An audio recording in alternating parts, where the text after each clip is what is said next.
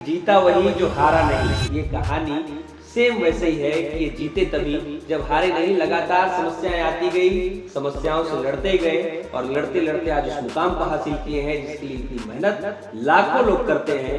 कुछ सफल हो जाते हैं और वो पारस शर्मा बन जाते हैं। कि अपन तो सब दवा के निकले थे, जो मिल रहा है सब स्वीकार है।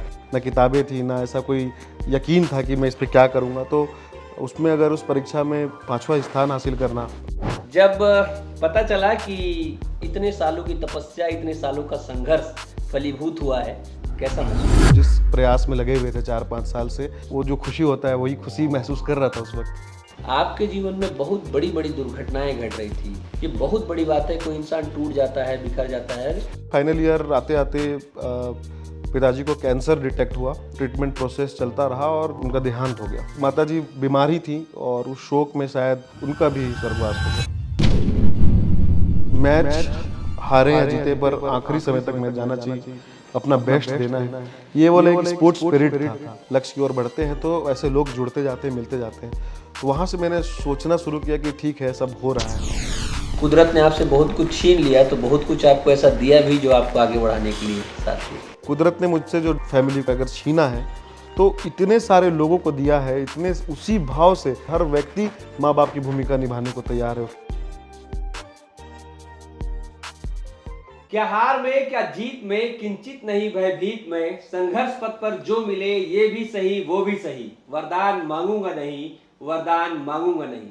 ये पंक्तियां शिव मंगल सिंह सुमन की है, लेकिन आज ये पंक्ति एक ऐसे शख्स पर बिल्कुल फिट बैठती है जिससे मैं आपका परिचय कराने जा रहा हूं, जिन्होंने संघर्ष का रास्ता चुना और संघर्ष इतनी ज्यादा और इतने दिल से किया कि उस संघर्ष का परिणाम मिला।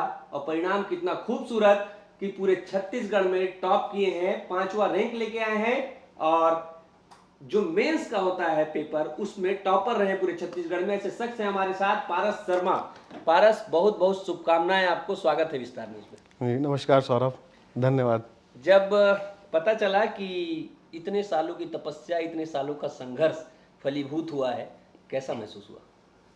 हाँ, बहुत निश्चित तौर पे अगर ऐसा कोई हम जिस प्रयास में लगे हुए थे 4-5 साल से और उस पर ऐसा सफलता मिलता है तो किसी भी विद्यार्थी को, किसी भी व्यक्ति को वो जो खुशी होता है वही खुशी महसूस कर रहा था उस वक्त।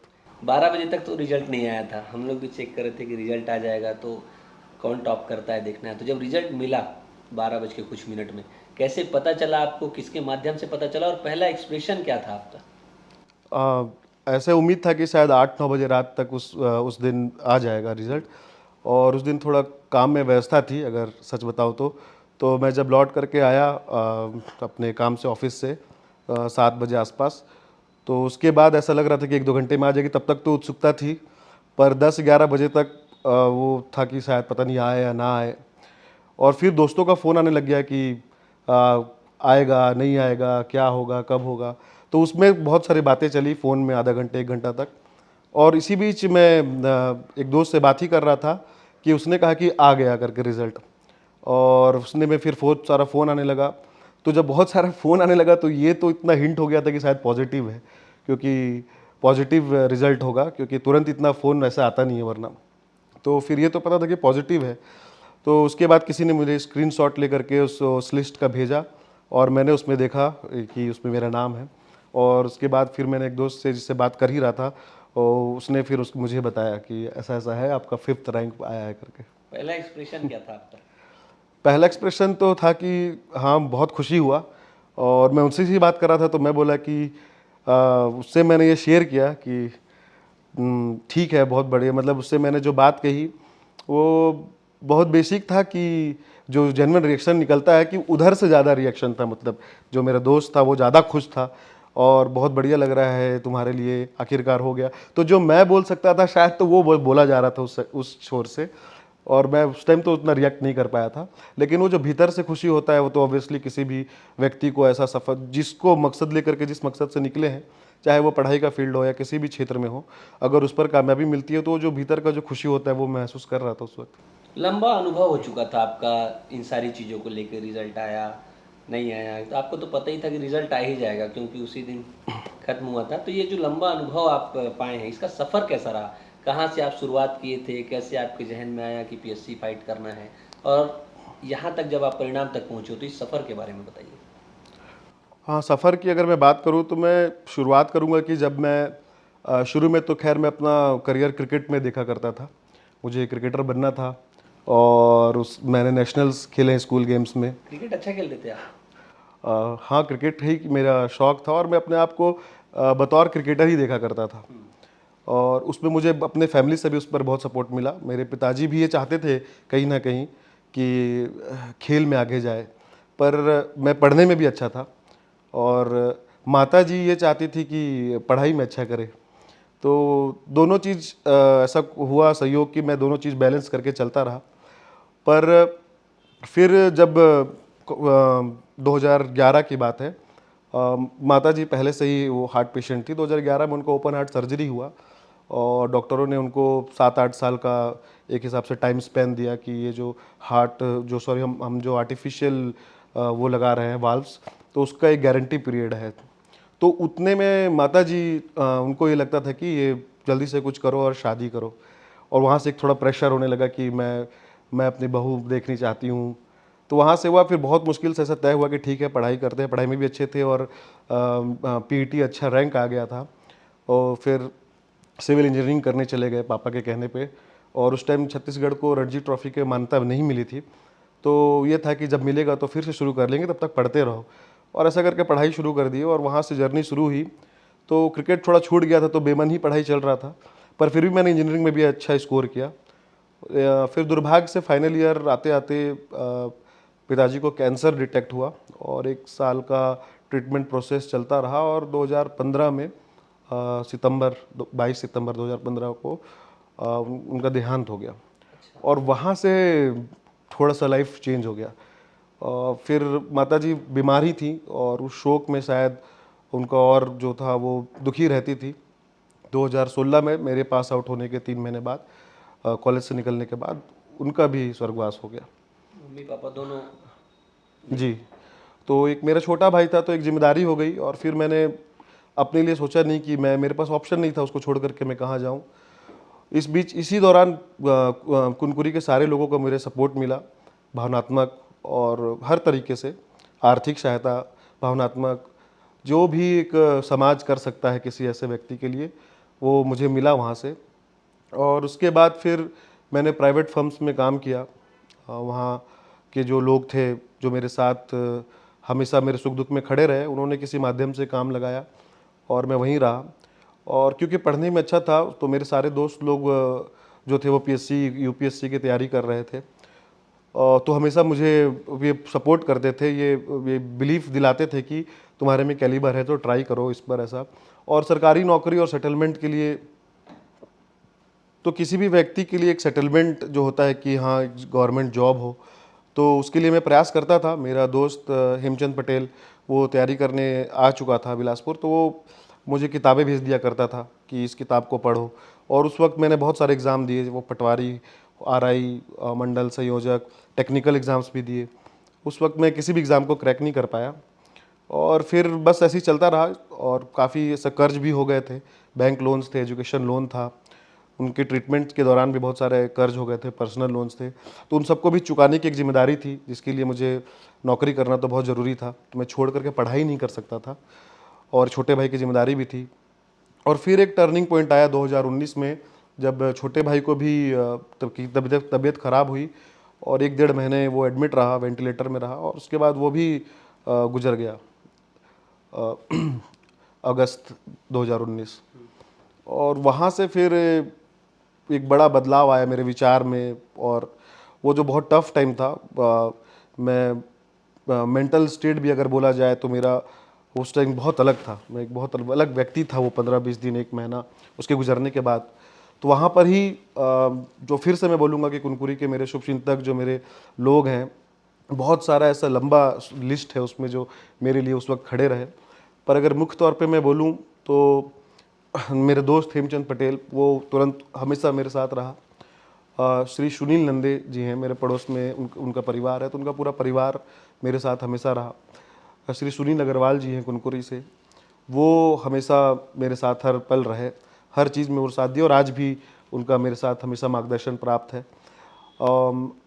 अघोर पीठ के बाबा जी हैं, कपालिक बाबा, वो मेरे साथ हमेशा एक आध्यात्मिक गुरु की तरह हमेशा जुड़े रहे और एक हमेशा मुझे हमेशा उनका भी आशीर्वाद मुझे मिलता रहा।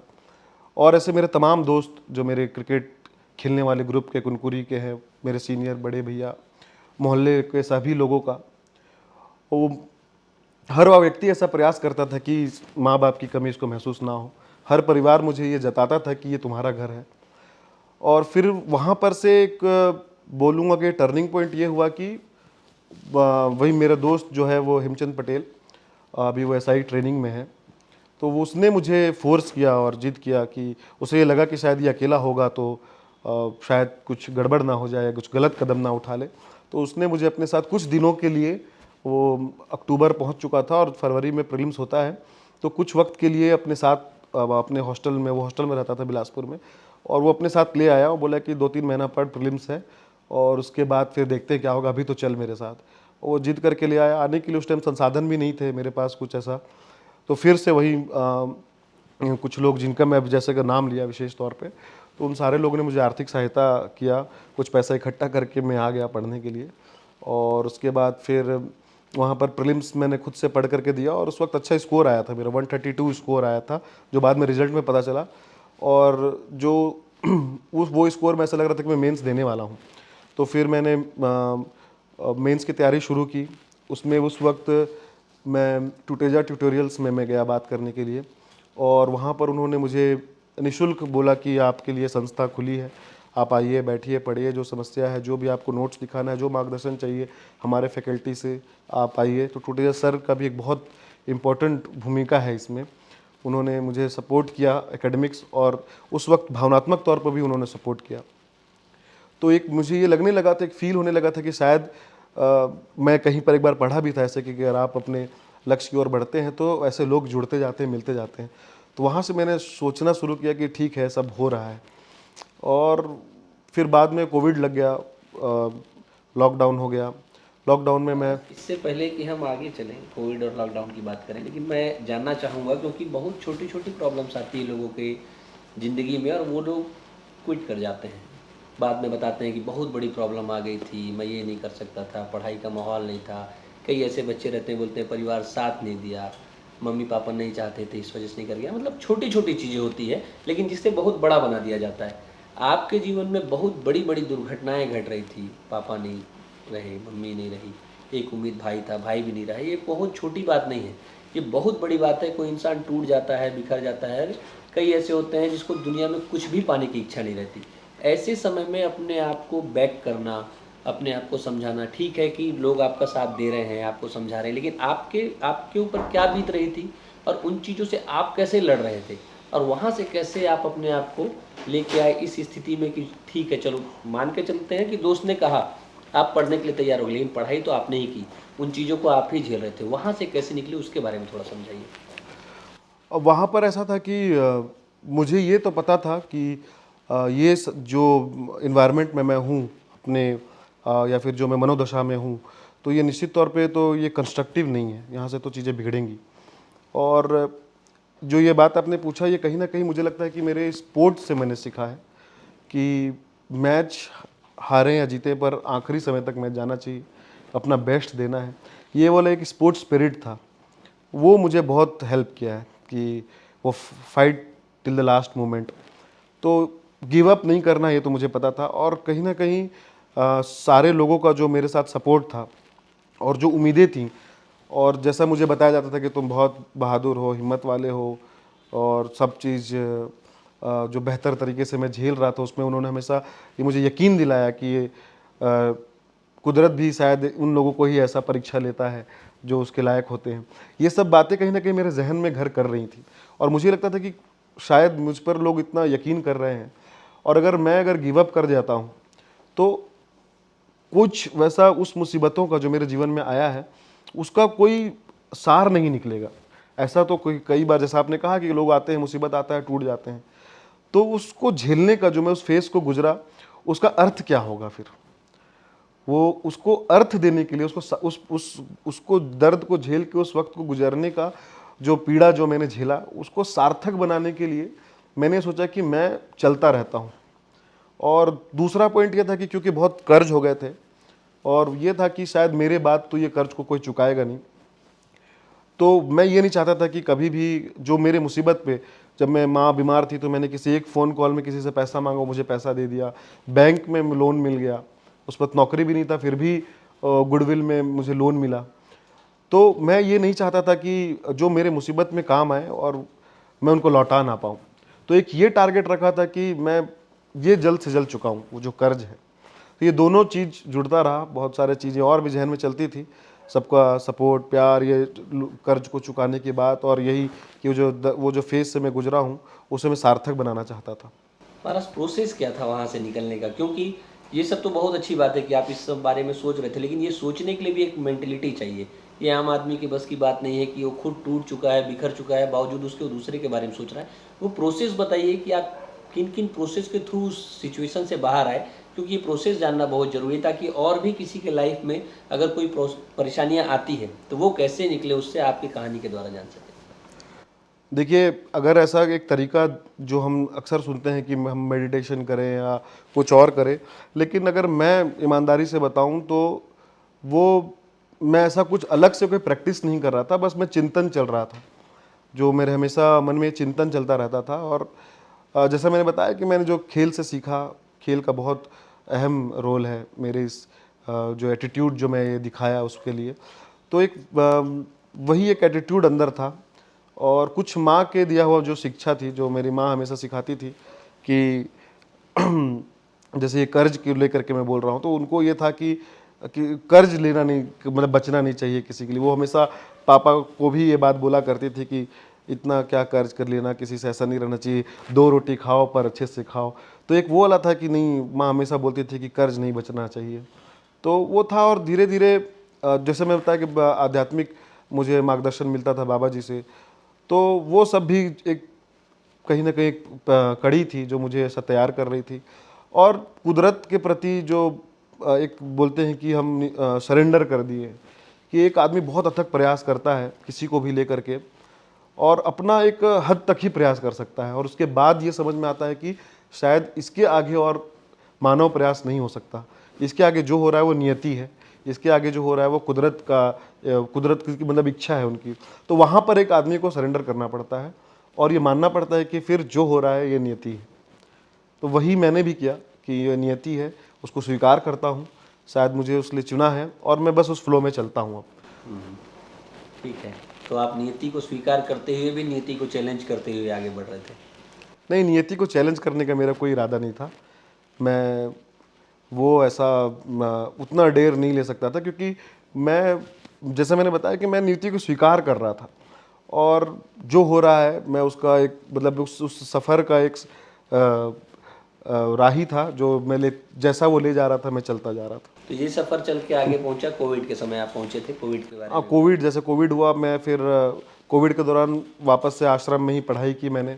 कोविड के बीच में जून में वो रिज़ल्ट आया और प्रीलिम्स नहीं निकला मेरा, तो फिर मैंने फिर से मेंस की पढ़ाई की, और फिर वापस से सितंबर अक्टूबर में लॉकडाउन खुला, वापस से मैं हम लोग दोस्त के साथ फिर से बिलासपुर हॉस्टल में पढ़ाई शुरू किए। फिर से तुरंत प्रीलिम्स का टाइम आ गया और वो प्रीलिम्स निकला, फिर मेंस भी निकला, और फिर मेरा पहली बार पीएससी क्रैक हो गया। उस वर्ष 74 रैंक मुझे हासिल हुआ, और राज्य का निरीक्षक के पद पर मैं पदस्थ हुआ। और वहाँ से मुझे यकीन हुआ कि शायद वो बहुत छोटी सी कामयाबी थी अगर पीएससी की दृष्टिकोण से देखा जाए तो, लेकिन वो बहुत एक माइलस्टोन था, एक ब्रेक थ्रू था। और मैं आज आपको ये बता सकता हूँ कि आज मैं वो 5वां स्थान हासिल किया हूँ, लेकिन उससे कहीं ज़्यादा खुशी उस वक्त मुझे और मेरे सारे लोगों को और मेरे उस पूरे कुनकुरी को उस वक्त हुई थी, जब भले वो 74वां रैंक था, पर एक सबको ये यकीन हो गया था कि शायद इससे गुजरते हुए एक आदमी अगर लगा रहे तो वो कामयाब हो सकता है। तो वो पहला एक सक्सेस था, और मुझे असल में उसके बाद यकीन होना शुरू हुआ कि मेरे अंदर भीतर भी वो काबिलियत है। मैं उस वक्त सिर्फ कोशिश कर रहा था, मैं ईमानदारी से बताऊं तो। उस कामयाबी के बाद मुझे यकीन होने लगा कि शायद मैं इस पर बेहतर कर सकता हूं। उस कोशिश तक पहुंचने के लिए आपने बताया कि प्रीलिम्स नहीं निकला, फिर अगली बार दिया, फिर प्रीलिम्स नहीं निकला। सुनने में बहुत कॉमन लग रहा है कि ठीक है, प्रीलिम्स नहीं निकला, अगली बार दी, फिर नहीं निकला, फिर अगली बार दी, मेंस निकल गया। लेकिन इस बीच आपके ऊपर आर्थिक दबाव भी था, पैसे की कमी भी थी। उन सारी चीज़ों से भी जूझ रहे थे, कैसे मैनेज कर रहे थे सारी चीज़ों को? क्योंकि पूरी ईमानदारी से मेहनत करते हैं, प्रीलिम्स नहीं निकला तो फिर घर वाले बोलते हैं, लोग बोलते हैं एक बार और अच्छे से मेहनत करो, अगली बार निकल जाएगी।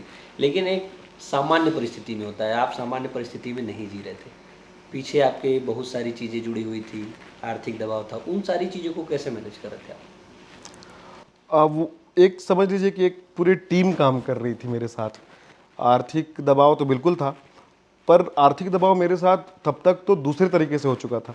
मतलब मेरे को आर्थिक मदद करने वाले इतने सारे लोग हो गए थे कि मैं फिर से वो लोड नहीं लेना चाहता था और मुझे मना करना पड़ता था कि है इतना मेरे पास चले जाएगा।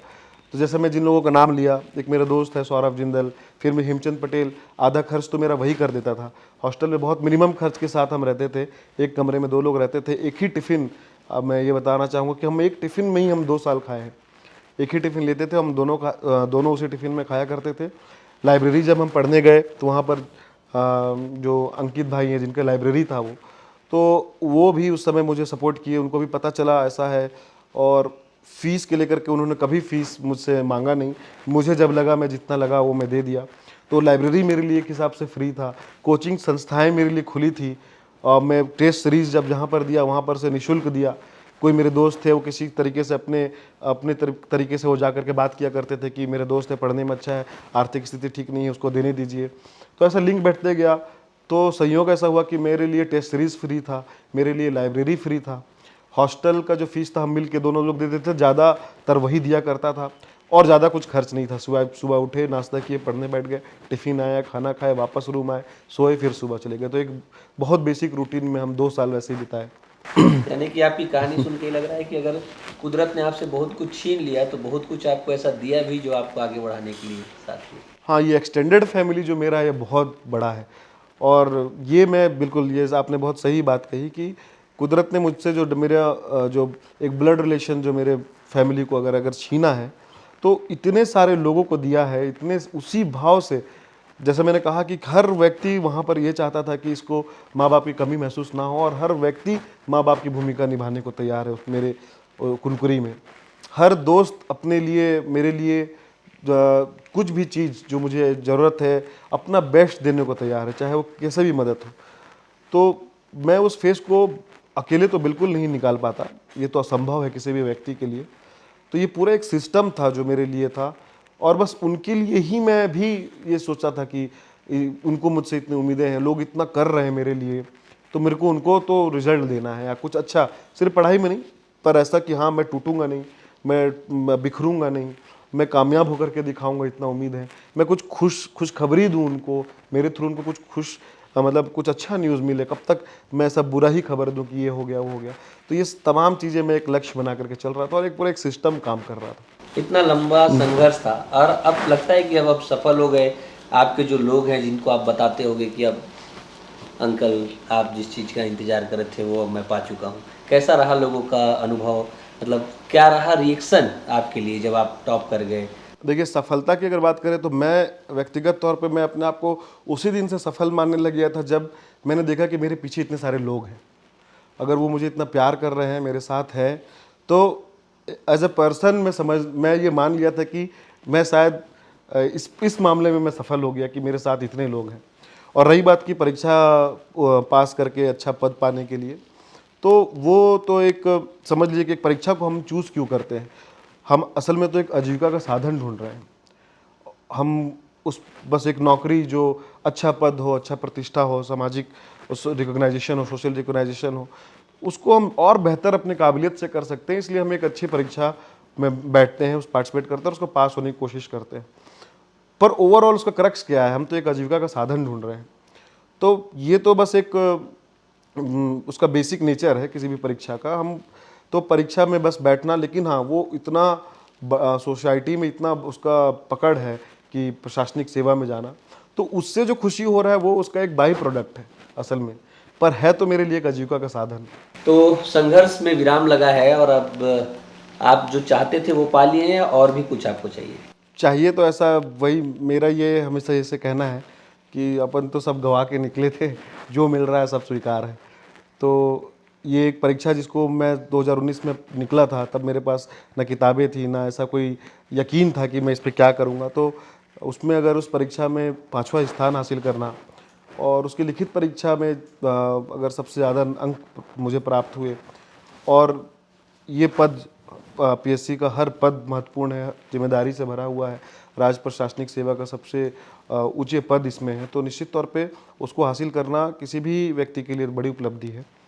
तो अभी फ़िलहाल तो मैं ये नहीं बता सकता कि आगे क्या है, लेकिन हाँ बिल्कुल उस जिम्मेदारी को मैं बखूबी लेने के लिए तैयार हूँ। आज जब टॉप किए सारे लोग का फ़ोन आ रहा था, तो किसकी किसकी याद आई कि उनको भी बताता तो बहुत अच्छा लगता। ये बहुत बहुत स्वाभाविक है कि किसी भी व्यक्ति के लिए जो ऐसा पल आता है तो वो अपने माता पिता को या अपने परिवारजनों को ही याद करता है। तो अगर मैं भी ऐसा सोच रहा था कि अभी माँ होती तो शायद इतना खुश होती, क्योंकि मैं जब स्कूल के परीक्षा के देने जाता था 5वीं 6वीं 7वीं 8वीं की तिमाही छिमाही परीक्षा, तो वो दही शक्कर खिला करके भेजा करती थी तिमाही के परीक्षा में। तो वो उसमें भी मैं पास हो जाता था तो बहुत खुश होती थी। और पिताजी भी वैसे ही हमेशा वो मेरे नाम से वो गर्व किए। यहाँ तक कि उनके स्कूल में जाया करता था तो वहाँ के सारे स्टाफ बोलते थे कि तुम्हारे पिताजी बोलते हैं कि पारस का नौकरी लगेगा और मैं यहाँ की नौकरी छोड़ दूँगा। मेरा छोटा भाई भी मुझ पर बहुत गर्व करता था। तो बहुत स्वाभाविक है कि उनकी याद आ रही थी कि शायद इस पल में वो रहते, साथ में होते, तो आज कितना खुश होते। बिल्कुल, लेकिन जो लोग आपके साथ हैं वो लोग बहुत खुश हैं, और उस लिस्ट में मेरा भी नाम है कि मैं भी आपके लिए बहुत खुश हूँ। ज़िंदगी से लड़के निकलने की तो आप सारी चीज़ें बता दिए। पीएससी के पेपर के पॉइंट ऑफ व्यू से आप बताइए कि कैसे तैयारी की आपने, कहाँ-कहाँ पे सेटबैक्स देखे और उससे कैसे निकले? और एक तैयारी का आपका प्रोसेस क्या था? ताकि जो बच्चे सुन रहे होंगे, जो बच्चे आपको देख के प्रेरित होना चाहें, उनको पता चल जाए कि तरीका क्या है तैयारी का? अब पीएससी की तैयारी के लिए मैं बताऊंगा कि जो मुख्य आधार है, जो उसका पहले तो उसके सिलेबस को बहुत अच्छे से समझना चाहिए। किसी भी परीक्षा में आप पार्टिसिपेट कर रहे हैं तो उसका सिलेबस को आपको जानना चाहिए, उसका पैटर्न को समझना चाहिए कि पिछले वो 5 साल 10 साल या ज़्यादा पीछे ना जा करके उसका जो करंट है एक पैटर्न, वो कैसा वो चल रहा है, वो क्या आपसे चाहता है। अब देखेंगे कि इतना बड़ा जो परीक्षा है किसी राज्य में, वो एक उच्च पद के प्रशासनिक अधिकारी चाहता है, तो वो उस एक प्रशासनिक अधिकारी में क्या चाहता है। वो चाहता है कि वो अपने इतिहास को जाने, वो चाहता है कि वो संविधान को जाने, वो चाहता है कि हमारे और देश के और विश्व के भौगोलिक परिस्थितियों को जाने, वो देश विदेश में क्या हो रहा है इससे अवगत रहे, उसका एप्टीट्यूड रीजनिंग अच्छा हो, वो उसका अपना जो कल्चर है, चाहे वो राज्य का हो या देश का हो, तो अपने कल्चर से अवगत हो, उसका रिकॉल पावर अच्छा हो, उसका मेमोरी अच्छा हो। तो ऐसे ही गढ़ा हुआ है हर परीक्षा, इसलिए वो बहुत वास्ट सिलेबस भी होता है कि उसका कवरेज कितना है, उसके बाद वो रिकॉल कितना कर रहा है, उसका मेमोरी कितना अच्छा है, वो जब मेंस हम लिखते हैं तो उसका एंडोरेंस कितना है। मेंस भी ऐसा डिजाइन है कि आपको बैक टू बैक दोनों हाफ में पेपर लिखना होता है, 7 पेपर 3.5 दिन में ख़त्म होते हैं। तो वो भी एक पेशेंस, उसका एंडोरेंस कितना है, वो कैसे उतने लिमिटेड टाइम में उसको अपना बेस्ट डिलीवर करता है। तो यही स्ट्रक्चर है इसका, तो हमको इसको समझना चाहिए। और जब एकेडमिक्स की बात करें तो स्वाभाविक तौर पे एनसीईआरटी जो है वो हमारे जीएस का बेस है। तो एनसीईआरटी पढ़ें, ऑथेंटिक बुक पढ़ें। अगर आप पॉलिटी पढ़ रहे हैं तो आप इंडियन ज्योग्राफी पढ़ रहे हैं तो आप इंडियन हिस्ट्री पढ़ रहे हैं तो पहले तो एनसीईआरटी पढ़ें, और उसके बाद आप ऑथेंटिक बुक्स जो है वो आप देखें और अपने हिसाब से उसको पढ़ें, छत्तीसगढ़ के लिए पढ़ें, और ऐसा करके आप अपना एक जीएस स्ट्रॉन्ग कर सकते हैं। और साइंस जो है, साइंस भी बहुत बेसिक है, 10th लेवल तक का, उसमें 10th स्टैंडर्ड तक का साइंस है। और तो उसमें आप अक्सर ऐसा लोग घबरा जाते हैं कि साइंस मैथ्स, लेकिन है वो बेसिक। वो ठीक है, डिलीवरेंस के टाइम में नंबर सबका अलग आता है, पर तैयारी किया जा सकता है बहुत बेहतर तरीके से। अभी आप जब बोल रहे हैं तो ऐसा लग रहा है कि सारा सिलेबस आपके सामने बिल्कुल घूम रहा है, पॉइंट टू पॉइंट सारी चीज़ें जो सिलेबस में होती है उससे बता रहे हैं। लेकिन इस लेवल तक आने के लिए आपने कितना मेहनत किया? क्योंकि आप मेंस में टॉपर रहे हैं, तो मेंस तो सारे लोग लिख रहे हैं, तो सारे लोगों में ऐसा क्या अलग करें कि ज़्यादा नंबर मिले आपको, कि आपको आगे चल के आसानी हो इंटरव्यू तक पहुँचने? अगर आप लगातार परीक्षा लिख रहे हैं, लगातार मेंस लिख रहे हैं, लगातार इंटरव्यू तक पहुंच रहे हैं, तो बहुत अलग करने की कोई ज़रूरत नहीं है। और ये क्या है कि आप बस अपना पुराने जैसे मैंने आरटीआई से अपना पुराने आंसर शीट्स को मंगाया और उसको अपने और अपने दोस्तों और टीचर्स से उसको समीक्षा कराया कि इस उत्तर को क्या बेहतर लिखा जा सकता था, इसमें क्यों नंबर कम आया, या इसको और किसी दूसरे तरीके से लिखा जा सकता था क्या। तो उन सबको देख के एक फिर से एक समीक्षा किया गया। तो वो एक बहुत सपोर्ट किया वो, क्योंकि मेरे हम जब लिखते हैं परीक्षा तो ऐसा लगता है कि मैंने अच्छा लिख करके आया या तो ख़राब लिख करके आया, यही दो फीलिंग होता है। लेकिन जब हम देखते हैं तो हमको तब पता चलता है कि इस पे दूसरा तरीका भी हो सकता था, ये दूसरे तरीके से भी अप्रोच किया जा सकता था, जो मुझे उस वक्त बहुत सही लगता रहता है, बाद में समीक्षा करने पर शायद वो गलत दिखने लग जाता है। और जो मुझे उस वक्त गलत लगते रहता है जब मैं लिख रहा हूँ, बाद में देखता हूँ तो ये बहुत लोगों से बेहतर लिखा गया था उत्तर। तो वो अगर हम उसको फिर से जब समीक्षा करते हैं तो उससे अच्छा हमको पता चलता है और वो मदद ये करता तो है। हुई वो बात कि आपने लगातार मेंस लिखा है। बहुत से ऐसे बच्चे हैं जो मेंस तक पहुंचे ही नहीं है, उनको भी पता चलना चाहिए कि हम कैसे तैयारी करें, हमारा परसेप्शन क्या हो, हमारा एंगल क्या हो, उसके बारे में बताइए। हाँ, अगर किसी ने मेंस नहीं लिखा है तो वो आंसर राइटिंग करे। अब टेस्ट सीरीज़ है, जैसे आजकल तो जिस संस्थाएं हैं वो बिल्कुल मेंस जो होता है पीएससी का, बिल्कुल उसी तर्ज पर टेस्ट सीरीज़ कंडक्ट कराते हैं। तो टेस्ट सीरीज़ में भाग लें, टेस्ट सीरीज़ में उत्तर लिखें, उस उत्तर पुस्तिका को वो खुद भी समीक्षा करें, टीचर से उसको दिखाएं और खुद से आंसर प्रैक्टिस करें। और इसमें जितना भी आप अंदर जाते जाएंगे तो उतना ही प्रोफेशनली इसको तैयारी किया जा सकता था। टाइम पर लोग टाइमर लगा करके उत्तर लिखते हैं। कई लोग एक उत्तर को 3-4 जैसे अलग अलग एंगल से लिखते हैं, अलग अलग नंबर के शब्द सीमा के तौर पर लिखते हैं। अपने हैंडराइटिंग पर काम करना चाहिए, स्पीड पर काम करना चाहिए और प्रीवियस ईयर्स क्वेश्चंस को उसी टाइम में कंप्लीट करने की कोशिश करना चाहिए। तो आप ऐसे करके आप अपने आप को एक तौर पर जब भी आप मेंस पहुंचते हैं तो एक तैयारी के साथ आप पहुंच सकते हैं। अगर आपसे आपकी सफलता का राज पूछा जाए, आपने कौन कौन से ट्रिक पे ध्यान दिया या किन किन चीज़ों को माइन्यूट ऑब्जर्वेशन किया, तो उस पर क्या बताना चाहिए?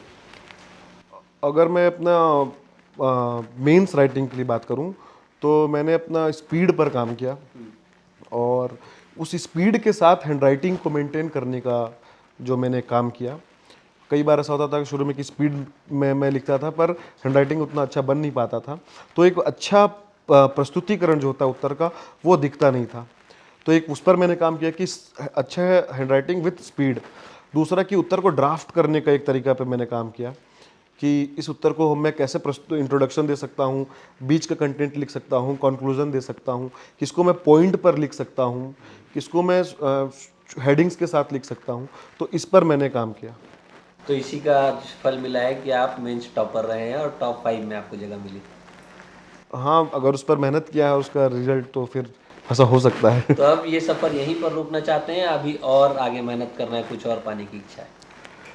अभी फ़िलहाल तो मैं कुछ सोच नहीं पा रहा हूँ।